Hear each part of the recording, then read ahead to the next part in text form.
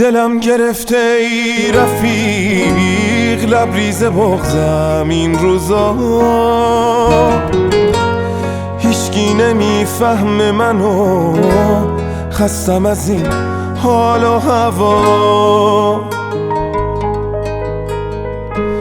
دلم گرفته ای رفیق، جا موندم انگار از همه، از حال این روزام برات هرچی بگم بازم کمه. کاشکی منم شبیه تو کم می شدم از روزگار، واسه دوباره دیدنت بگو مونده چند تا بهار. هنوز به یاد تو شبا به آسمون خیره میشم، یا منو با خودت ببر یا دوباره بیا پیشم. هنوز به یاد تو شبا به آسمون خیره میشم، یا منو با خودت ببر یا دوباره بیا پیشم.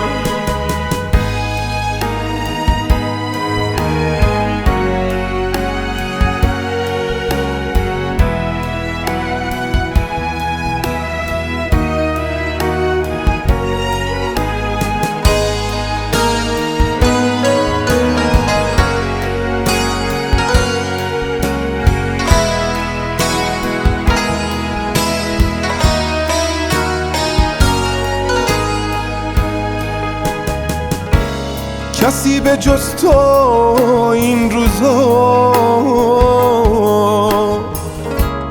حال منو نمیدونه.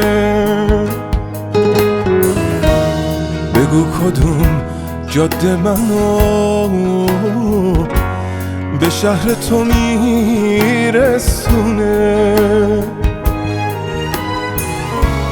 دلم گرفته ای رفیق، دنیا بیمارت شده، همدم این روزای من عکس رو دیوارت شده. هنوز به یاد تو شبا به آسمون خیره میشم، یا منو با خودت ببر یا دوباره بیا پیشم. هنوز به یاد تو شبا به آسمون خیره میشم، یا منو با خودت ببر یا دوباره بیا پیشم.